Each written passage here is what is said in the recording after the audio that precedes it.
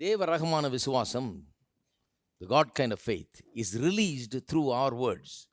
இந்த விசுவாசம் நம்முடைய வார்த்தையினால் கட்டவிழ்க்கப்படுகிறது. இதுதான் இங்கே போய்த்து வருகிறோம். இதில் முக்கியமாக கடந்த வாரத்தில் என்ன போதிக்க ஆரம்பித்தேன், நம்முடைய வார்த்தையினால தான் இந்த விசுவாசத்தை கட்டவிழ்க்கிறோம் என்று சொன்னால், அப்போ நம்முடைய வார்த்தை எவ்வளோ முக்கியமானது என்பதை கவனிக்க வேண்டும்.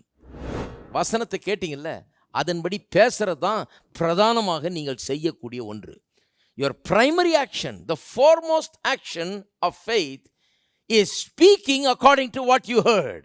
நீங்கள் கேட்ட வண்ணமாக அப்படியே பேசுவது இல்லையா? விசுவாசம் கேள்வியினால் வரும், கேள்வி தேவனுடைய வசனத்தினால் வரும் இல்லையா? அப்போ எதை கேட்டீங்களோ அதன்படி பேச வேண்டும்.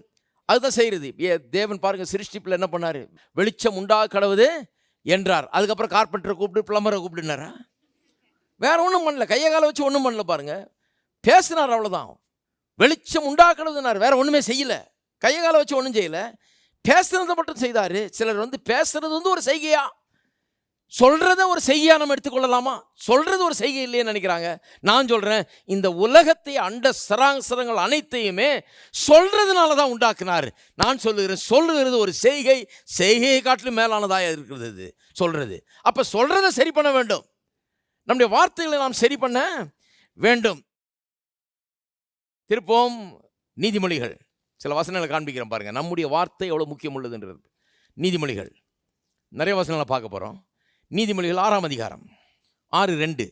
நீ உன் வாய்மொழிகளால் சிக்குண்டாய், உன் வாயின் வார்த்தைகளால் பிடிபட்டாய். வாயின் வார்த்தையினால பிரச்சனையில் சிக்கிக்கொள்ள முடியுமா? வாயின் வார்த்தையினால அகப்பட்டு கொள்ள முடியுமா? எதுலையாவது பிரச்சனையில் போய் சிக்கிக்கொள்ள முடியுமா? நல்லா கவனிங்க, இது லேசான வசனம் இல்லை, ரொம்ப ஒரு பெரிய ஒரு சத்தியத்தை சொல்லுது. வாய் உங்களை சிக்கலுக்குள்ளே ஆக்க முடியுமா? உங்கள் வாழ்க்கையில் பெரிய சிக்கலை உண்டாக்க முடியுமா? வேத வசனம் சொல்லுது, வாய் மொழியினாலே சிக்குண்டாய், உன் வாயின் வார்த்தைகளால் பிடிபட்டாயின்னு. பாருங்கள், நீதிமொழிகள் எல்லாமே விஸ்டம் லிட்ரேச்சர்னு சொல்லுவாங்க இல்லையா? ஞானம், ஞானத்தை பற்றியது. இந்த ஞானத்தினுடைய ஒரு பெரிய கேரக்டரிஸ்டிக்ஸ், ஒரு பெரிய தன்மை என்னன்னா, இன்றைய செயல்களின் நாளைய விளைவுகளை புரிந்து கொள்ள ஞானம் அறிவை பயன்படுத்துகிறது. அதாவது ஞானம் என்ன பண்ணுது? அறிவை உபயோகப்படுத்தி இன்னைக்கு இப்படி செய்தா இதன் விளைவு நாளைக்கு என்னவாய் இருக்கும் என்கிறதை முன்கூட்டியே கணித்து விடுகிறது. அதான் ஞானம். ஞானம்னாலே ஃப்யூச்சரை பற்றி ஒரு சரியான ஜட்ஜ்மெண்ட் இருக்குதுன்னு அர்த்தம். அப்போ ஒரு ஞானி என்ன பண்ணுறான்? இன்னைக்கு நான் இதை செய்தால் நாளைக்கு அதனால என்ன விளைவுகள் உண்டாகும் என்று யோசித்து பார்க்குறேன். நிறைய காரியங்கள் நம்ம செய்ய மாட்டோம். இன்றைக்கி இதை செய்தால் நாளைக்கு என்ன ஆகும்னு யோசித்து பார்த்தாலே செய்ய மாட்டோம். ஞானம் வந்துடும். நான் இப்போ தான் சொன்னேன் உங்களுக்கு, வார்த்தையை கேட்டதன்படி செய்கிறவன் சொல்லும்போது, செய்கிறதுனா என்ன? பேசுறது. பிரதானமாக என்னது? வாயை திறந்து பேசுறது. அதுவே ஒரு பெரிய செய்கை, செய்கை காட்டிலும் மேலானதுன்னு சொன்னேன். அப்போ இப்படி சொல்கிறேன், இன்றைய செய்கை நாளைக்கு என்ன விளைவுகளை ஏற்படுத்துன்றதுக்கு பதிலாக, இன்றைக்கு நான் பேசுகிற வார்த்தை நாளைக்கு எப்படிப்பட்ட விளைவுகளை ஏற்படுத்தும் என்று யோசித்து பார்த்து பேசுகிறது தான் ஞானம். இருக்கீங்களா? இன்னைக்கு நான் ஒன்று பேசுகிறேன், இன்னைக்கு ஒரு காரியத்தை அறிக்கை செய்கிறேன், இன்னைக்கு நான் சொல்கிறேன், இது நாளைக்கு எப்படிப்பட்ட ஒரு விளைவுகளை ஏற்படுத்தும் என்கிறதை அறிந்து பேசுவதுதான் ஞானம். அப்போ உங்கள் வாழ்க்கையில் நீங்கள் முன்னேற்றத்துக்காக சமாதானத்தோடு, சந்தோஷத்தோடு, நிம்மதியோடு, வெற்றியோடு, முன்னேற்றத்தோடு வாழ்வதற்கு நீங்கள் செய்ய வேண்டிய பிரதானமான செயல் என்ன? உங்களுடைய வார்த்தையை நீங்கள் கட்டுப்பாட்டுக்குள் கொண்டு வர வேண்டும். எப்படி பேசுகிறீர்கள் என்பதை மாற்ற வேண்டும். அப்பொழுது உங்களுடைய எதிர்காலம் மாறிவிடும். இன்றைக்கு போல நாளைக்கு இருக்காது. யாக்கோபு 3ஆம் அதிகாரத்துக்கு ஒரு நிமிஷம் திருப்போம். யாக்கோபு 3ஆம் அதிகாரம் திருப்போம். 4ஆம் வசனம். கப்பல்களையும் பாருங்கள். நிறைய உதாரணம் தர்றாரு, நாவு எப்படிப்பட்டதுன்னு சொல்றதுக்கு. கப்பல்களையும் பாருங்கள், அவைகள் மகா பெரியவைகளாக இருந்தாலும் கடுங்காற்றுகளால் அடிபட்டாலும் அவைகளை நடத்துகிறவன் போகும்படி யோசிக்கிற இடம் எதுவோ அவ்விடத்துக்கு நேராக மிகவும் சிறிதான சுக்கானாலே திருப்பப்படும். கப்பல்களை பாருங்கன்றாரு, அவைகள் பெருசாக இருக்குது, கடுங்காற்றுகளால் அடிபட்டாலும். ஒருத்தர் சொல்கிறார், அடியேன் வாழ்க்கை கப்பலில் ஏறி இருக்கிறேன், எந்த பக்கம் கொண்டு போதோ தெரியல, கடவுளுக்கு தான் வெளிச்சம். எவனாவது கப்பலில் ஏறுவானா எங்கே போகிறோன்னு தெரியாமல்? கப்பலில் எவ்வளோ சரக்கு ஏற்றி அனுப்புகிறாங்க, எவ்வளோ ஆட்கள் பயணம் பண்ணுறாங்க. ஏறிக்குங்க, காற்று எந்த பக்கம் போதோ அந்த பக்கம் தான் கப்பல் போகும், நம்மளால் ஒன்றும் செய்ய முடியாது யாராவது சொல்லுவாங்களா? ஆனால் கிறிஸ்தவங்க மட்டும் சொல்கிறாங்க. அடியேன் வாழ்க்கை கப்பலில் ஏறி கொண்டிருக்கிறேன். இது எங்கே போகுதோ கடவுளுக்கு தான் தெரியும். காற்று எப்படி அடிக்குதோ சொல்ல முடியாது. அதெல்லாம் கர்த்தர் என்ன பண்ணுவார்னு சொல்ல முடியாது. எப்படி அடித்து எங்கே கொண்டு போய் தள்ளுமோ தெரியாது. இந்த கப்பலில் ஏறி அக்கறைக்கு நான் போய் சேர போகிறேன், எங்கேயோ போய் சேர்க்கும் அது அப்படின்னு நினச்சிட்டு இருக்காங்க. நான் சொல்லுகிறேன், அப்படி அல்ல.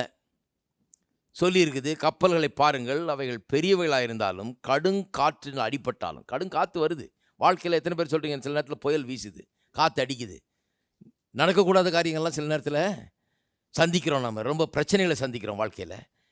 அப்படி அடிபட்டாலும் அவைகளை நடத்துகிறவன் போகும்படி யோசிக்கிற இடம் எதுவோ, அதாவது அதை ஓட்டுறவன் எங்கே போகணுன்னு டைரக்ஷன்லாம் டிட்டர்மின் பண்ணிட்டான், டெஸ்டினேஷனை டிட்டர்மின் பண்ணிட்டான். அதாவது போய் சேர வேண்டிய இடம் என்ன என்பதை தீர்மானித்து விட்டான். அந்த இடம் எதுவோ அவ்விடத்துக்கு நேராக மிகவும் சிறிதான சுக்கானாலே திருப்பப்படும். அப்படியே நாவானதும் சிறிய அவயமாயிருந்தும் பெருமையானவைகளை பேசும். நாவு சிறிய சுக்கான் மாதிரி இருக்குன்றார். அப்போ என்ன அர்த்தம்? கப்பல் தெற்க போய்கிட்டு இருக்குது, நீங்கள் வடக்க போகணும் விரும்புகிறீங்க. தெற்க போகிற கப்பலை வடக்க எப்படி திருப்புறது? இந்த சுக்கானை, சிறிய சுக்கானை அட்ஜஸ்ட் பண்ணணும். எப்படி அட்ஜஸ்ட் பண்ணணும்? வடக்க நோக்கி போகிறதுக்காக அதில் செட் பண்ணணும். அதை செட் பண்ண உடனே திரும்பாது. ஏன்னா அவ்வளோ பெரிய கப்பல், அது காற்று வேற அடிக்குது. ஒருவேளை உடனே திரும்பாமல் இருக்கலாம், ஆனால் உடனே திரும்புகிற வேலையை ஆரம்பிச்சிடும். இன்னைக்கு திரும்பலனாலும் நாளைக்கு திரும்பிடும், இன்னைக்கு இல்லைனாலும் கூடிய சீக்கிரம் ஒரு நாள் திரும்பி விடும். அப்போ நான் சொல்லுகிறேன், உங்கள் வாழ்க்கை கப்பல்களை எவ்வளோ பெரிய காற்று அடித்தாலும், எவ்வளோ பெரிய புயல் வந்தாலும், எவ்வளோ கஷ்டங்கள் நேரிட்டாலும், என்ன நேரிட்டாலும், நான் சொல்லுகிறேன், இந்த சுக்கானாகிய நாவை நீங்கள் எங்கே போக விரும்புகிறீங்களோ அதை நோக்கி செட் பண்ணா, அதை நோக்கி இதை நீங்கள் சரி பண்ணா, இந்த நாவை சரி பண்ணா, எங்கே நோக்கி போகணும்? நீங்கள் சுகத்தை நோக்கி போகிறீங்களா, வெற்றியை நோக்கி போகிறீங்களா, எங்கே போகணும், எதை அடைய வேண்டும் என்று விரும்புகிறீர்கள்? அதற்கேற்றபடி இந்த நாவை சரி பண்ணா, அவ்வளோ பெரிய கப்பல் காற்று தாறுமாற அடித்தா கூட இந்த சிறிய சுக்கான் அவ்வளோ பெரிய கப்பலை திருப்பி நீங்கள் போக தீர்மானித்த அந்த இடத்தை நோக்கி அந்த கப்பலை செலுத்தும். இன்னைக்கு இல்லைனாலும் நாளைக்கு அது நிச்சயமாக நடக்கும். அப்போ நான் சொல்லுகிறேன், இன்னைக்கு மாற்றுங்க, நாளைக்கு உங்கள் வாழ்க்கை மாறிவிடும். இன்னைக்கு மாற்றினீங்கன்னா தெற்க போகிறதுக்கு போல வடக்க போயிட்டு இருப்பீங்க. இன்னைக்கு நாம மாற்றினீங்கன்னா உங்களுடைய எதிர்காலத்தை நீங்கள் நிர்ணயித்து விட்டீர்கள் என்றாகிவிட்டது, இல்லையா? அப்போ பாருங்க, திருப்பியும் போவோம் 6ஆம் அதிகாரத்துக்கு. உன் வாய்மொழிகளால் சிக்குண்டாய், உன் வார்த்தைகளால் பிடிபட்டாய். நிறைய பேருக்கு விளங்குறது இல்லை. அவங்க பிரச்சனையில் சிக்கி இருக்கிறதே எதனால சிக்கி இருக்கிறாங்க? வாயினால தான் சிக்கி இருக்கிறாங்க. வாய் அழிக்கும், அது கட்டும். நாவின் வார்த்தைகளுக்கு அவ்வளோ பெரிய வல்லமை இருக்குது. அத்தி மரத்தை பார்த்து ஒரு இடத்துல ஒரு கால் புசியாது இருக்க கடவுள்னு சொன்னார், அது அப்படியே வேரோடு பட்டு போயிட்டு. இவரே தான் ஆதியிலே என்ன சொன்னார்? வெளிச்சம் உண்டாக்குறதுனாரு, அண்ட சராசரங்கள் எல்லாம் உண்டானது. அங்கே உருவாக்குனாரு, இங்கே என்ன பண்ணார்? ஒரு அத்தி மரத்தை பட்டு வச்சிட்டார். வார்த்தை, ஒரே வார்த்தை தான். அந்த வார்த்தை அழிக்கவும் செய்கிறது, என்ன பண்ணுகிறது? கட்டவும் செய்கிறது. அப்போ நான் என்ன சொல்கிறேன்? என்ன வார்த்தைகளை பேசுகிறீர்கள்? சில சொல்கிறாங்க ரொம்ப கஷ்டங்க. எனக்கு சில ஆளுங்களை தெரியும், 20 வருஷத்துக்கு முன்னால் பார்த்தேன், ரொம்ப கஷ்டங்க அப்படிம்பாங்க. இன்றைக்கி 20 வருஷத்துக்கு பிறகு பார்த்தாலும் ரொம்ப கஷ்டம் தான் சொல்லிட்டு இருக்கிறாங்க. கப்பல் திரும்பவே இல்லை, திரும்புறதுக்கு சான்ஸே இல்லை. இதில் போய் கோயிலில் போய் பாட்டு வேறு பாடிடுறது. இந்த வாழ்க்கை படகிலே ஏசி என் கூட பயணம் செய்கிறார்னு ஒரு பாட்டை பாட்டு, என்னத்தையாவது ஒரு பாட்டை பாடிட்டு அல்லேலியா ஆமேன்னு சொல்லிட்டு வந்துட வேண்டியது. எப்படி திரும்பும்? கஷ்டம் கஷ்டம் கஷ்டன்ற வாழ்க்கை, நஷ்டம் நஷ்டம் நஷ்டன்ற வாழ்க்கை. எப்படி ஆசீர்வாதமான ஒரு வாழ்க்கையை திரும்பும்? அதுக்கு இந்த நாவை செட் பண்ண வேண்டும். எப்படி செட் பண்ணணும்? ஏன் ஒவ்வொரு நாளும் எழுந்து இப்படி சொல்லக்கூடாது? நான் மேலே வந்து கொண்டிருக்கிறேன், என்னுடைய வாழ்க்கை திரும்பி கொண்டிருக்கிறது, வெற்றியான திசைக்கு நேராக திரும்பி கொண்டிருக்கிறது, ஜெயத்தின் திசைக்கு திரும்பி கொண்டிருக்கிறது. நான் தோற்கடிக்கப்படுவதில்லை. எனக்கு தேவனுடைய தயவு உண்டாயிருக்கிறது, மனுஷர் தயவு உண்டாயிருக்கிறது. என்னை பார்க்கிறவர்களெல்லாம் எனக்கு ஒத்தாசையும் அனுகூலம் செய்கிறார்கள். என்னை பார்த்தாலே அவங்களுக்கு பிடிக்குது, ஏன்னு எனக்கு தெரியல. ஹலோ, ஏன் அப்படி வராத வாயில்? எனக்கு எல்லாரும் உதவி செய்வார்கள், எனக்கு கடவுள் உதவி செய்கிறார், கர்த்தர் என் பட்சத்தில் இருக்கிறார். நான் மேலே வருவேன், நான் கீழே போகிறது இல்லை. நான் நிச்சயமாக ஜெயித்தே ஆவேன். என்னால் ஜெயிக்க முடியாத பிரச்சனை ஒன்று இல்லை. ஏனென்றால் எனக்குள்ளே என்னுடைய பிரச்சனைகளை காட்டிலும் பெரியவர் இருக்கிறார். ஒரே பிரச்சனையில் இருக்கலாம். ஆனால் வாய் எப்படி செட் பண்ணுங்க சொல்கிறேன். இந்த சுக்கான் எப்படி செட் பண்ணுங்க, கப்பல் லேசாக திரும்ப ஆரம்பிக்கும். அப்படியே மொல்லமாக திரும்பி திரும்பி திரும்பி திரும்பி திரும்பி திரும்பி பார்த்தீங்கன்னா கொஞ்ச நாள் பொறுத்து பார்த்தீங்கன்னா அந்த டைரெக்ஷனில் போயிட்டுருக்கும். வேறு டைரெக்ஷனில் கொஞ்ச நாள் பயணம் பண்ணால் போய் சேர்ந்துருவீங்க. எங்கே? வெற்றிக்கு, ஜெயத்துக்கு, செழிப்புக்கு நேராக போய் சேர்ந்து விட முடியும். அப்போ பாருங்கள், இந்த வசனத்தை இன்னொரு மொழிபெயர்ப்பில் வாசிக்கிறேன் நான், அனதர் டிரான்ஸ்லேஷன். அப்புறம் தமிழில் நானே மொழிபெயர்த்து வச்சுருக்கிறேன். அது வேணால் எழுதிக்கிங்க, அப்புறம் கிடைக்காது. இங்கிலீஷில் வாசிக்கிறேன் இன்னொரு மொழிபெயர்ப்பில். You are taken as in a net by the words of your mouth, the saying of your lips have overcome you. தமிழில் சொல்லுகிறேன், நீ உன் வாயின் வார்த்தைகளால் வலையில் அகப்படுவது போல பிடிபட்டாய். நீ சொன்ன வார்த்தைகள் உன்னை மேற்கொள்ளுகிறது. எவ்வளோ சாலம் வேர்ட்ஸ் பாருங்கள், எவ்வளோ ஜாக்கிரதையாக கவனிக்க வேண்டிய வார்த்தைகள். வாயின் வார்த்தையினால தான் வலையில் சிக்கின ஒரு மீன் போல விடுபட முடியாத அளவுக்கு போய் சிக்கியாச்சு. எப்படி? வாயின் வார்த்தைகள்னால. உன்னுடைய வார்த்தைகள், நீ சொன்ன வார்த்தைகள் உன்னை தோற்கடித்து விட்டது, உன்னை மேற்கொண்டு விட்டது. இதுதான் கவனிக்க வேண்டிய ஒரு முக்கியமான காரியம். சரி, திருப்புவோம். நீதிமொழிகள் 10ஆம் அதிகாரம், நீதிமொழிகள் 10:11. நீதிமானுடைய வாய் ஜீவ ஊற்று. நிறைய பேர் இந்த ஜீவ ஊற்று எங்கே இருக்குன்னு தேடிட்டு இருக்கிறாங்க. இந்த ஊரில் இருக்கா, அந்த ஊரில் இருக்கா, எந்த ஊரில் இருக்குது? இஸ்ரவேலில் இருக்கா? எந்த ஊருக்கும் போக தயார். பயணத்தை மேற்கொண்டு 500 மைல், 1000 மைல், 10,000 மைல் கூட போக தயார். ஜீவ ஊற்று தேடிட்டு இருக்கிறாங்க. எங்கே இருந்தாவது நல்லது கிடைக்குமா, பிறக்குமா, உண்டாகுமா என்று நான் கண்டுபிடிச்சேன். ஜீவ ஊற்று எங்கேருந்து உண்டாகுதுன்னு ரொம்ப தூரத்தில் இல்லை, மூக்குக்கு கீழே நாக்கில் இருக்குது. கர்த்தர் எவ்வளவு நல்லவர். மறுபடியும் சொல்கிறேன் பாருங்க, கர்த்தர் ரொம்ப கிட்ட வச்சுட்டாரு. ஜீவ ஊற்று. எல்லாரும் சொல்லுங்க, என்னுடைய நாவு ஜீவ ஊற்று. அப்போ பாருங்க, வாயிலிருந்து வர்ற வார்த்தையெல்லாம் ஜீவ ஊற்றிலிருந்து மொண்டு கொள்கிற தண்ணீரை போல் இருக்கிறது. இதுக்காக நம்ம போய் அலைய வேண்டியதில்லை, அங்கங்கே போக வேண்டியதில்லை. சிலர் சொல்கிறாங்க, எங்களிடத்தில் வாருங்கள், நாங்கள் இதுக்குன்னு ஒரு முகாம் வச்சுருக்கிறோம், அதுக்குன்னு இது நடத்துகிறோமாக்கும், இங்கே 500 மைலில் வாங்க, 1000 மைலில் வாங்க. எங்கேயும் போக வேண்டியதில்லை, இங்கேயே இருக்குது. ஜீவ ஊற்று எங்கே இருக்குது? நாவிலே இருக்கிறது. நாவை சரி பண்ணால் அலைய வேண்டியதில்லை. பாருங்கள், நாவை சரி பண்ணால் வாழ்க்கை சரியாகிவிடும். 19ஆம் வசனத்தை பாருங்கள். சொற்களின் மிகுதியில் பாவம் இல்லாமல் போகாது, தன் உதடுகளை அடக்குகிறவனோ புத்திமான். இதனுடைய சுருக்கத்தை சொல்கிறேன் பாருங்கள், இதனுடைய உள் கருத்தை சொல்கிறேன். சொற்களின் மிகுதியினால் பாவம் இராமற் போவாது, தன் உதடுகளை அடக்கிறவனோ புத்திமான். அதை எப்படி சொல்லலாம்? எந்த ஒரு மனுஷன் தன்னுடைய வார்த்தை எவ்வளவு முக்கியமானது, எவ்வளவு மேன்மை உள்ளது, அது என்ன செய்கிறது என்பதை உணராத மனுஷன் முட்டாள். தன்னுடைய வார்த்தை எவ்வளவு முக்கியமானது, அது என்ன செய்கிறது, அதில் எவ்வளோ வல்லமை இருக்கிறது என்கிறத உணர்ந்து கொண்ட மனுஷன், அதனால் தன்னுடைய நாவை அடக்கி தன்னுடைய நாவில் வர வார்த்தையை அளந்து பேசுகிறவன் அவன் ஞானி. இருக்கீங்களா? எத்தனை பேர் ஞானிகளுடைய டீமில் இருக்கிறீங்க? முட்டாள் டீமில் சேர்ந்துடக்கூடாது. முட்டாள்கள்லாம் ஃபிசிக்ஸ் வரமாட்டேன் இருந்துற அவன் முட்டாள் இல்லை. கணக்கு சரியாக வரலன்றதுனால முட்டாள் கிடையாது. ஹலோ, இங்கிலீஷ் சரியாக வரலன்றதுனால முட்டாள் இல்லை. எது சரியாக வரல? இந்த நாவை குறித்த அறிவு சரியாக வரல. நாவு எவ்வளோ முக்கியமானதுங்கிறத புரிந்து கொள்ளல அவன். தன்னுடைய நாவு எதை பிறப்பிக்கிறது, தன்னுடைய நாவு எப்படி காரியங்களை நடப்பிக்கிறது, தன்னுடைய நாவில் எவ்வளோ வல்லமை இருக்கிறதுங்கிறதை புரிந்து கொள்ளாதவனை தான் முட்டாள்னு சொல்லிடுது பைபிளில். ஹலோ, நான் சொல்கிறேன், உங்களுக்கு கணக்கு வரலன்னா கூட பெரிய வெற்றி அடையலாம் வாழ்க்கையில்.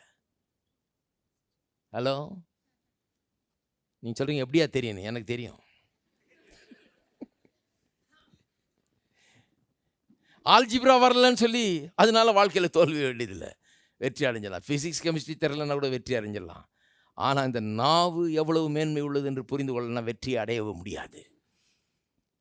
வேதம் அப்படி தான் போதிக்கு. இந்த வேத புஸ்தகம் பாருங்கள், இந்த நீதிமொழிகள் முழுக்க அப்படி தான் பாருங்கள். ஞானி முட்டாள், இதை பற்றி தான் பேச்சே. ஞானி எப்படி இருக்கிறான், முட்டாள். எது மனுஷனை ஞானியாக்குது, எது மனுஷனை முட்டாளாக்குது, அது இந்த உள்கருத்து தான். தன்னுடைய வார்த்தைகள் அளந்து பேசுகிறவன், அடக்குகிறவன், தன் வாயை ஒரு ஜீவ ஊற்று போல பயன்படுத்துகிறவன், அதுலேருந்து வர்ற வார்த்தைகள் ரொம்ப முக்கியமானது என்று அறிந்திருக்கிறவன், அதன்படி செயல்படுகிறவன் ஞானி. அதை புரிந்து கொள்ளாதவன் முட்டாள். அவ்வளோதான் நீதிமொழிகளுடைய கூற்று, அவ்வளவுதான். அப்போ பாருங்க, அதிகம் பேசுகிறதுனால பாவத்தை அவாய்ட் பண்ணவே முடியாது. பேசி பேசி பாருங்க, சொல்லக்கூடாதெல்லாம் சொல்லிடுவீங்க. நிறைய லொடன்னு பேசுனா வாயிலிருந்து வரக்கூடாதெல்லாம் வந்து விடுகிறது. இன்னொரு மொழிபெயர்ப்பு வாசிக்கிறேன் பாருங்க. இன் speaking much you cannot avoid sin, but if you are sparing of your lips you are wise. அதிகம் பேசுவதனால் பாவத்தை தவிர்க்க முடியாமல் போய்விடுகிறது. ஆனால் அளந்து பேசுவதனால் நீங்கள் ஞானவானாய் நடந்து கொள்கிறீர்கள்.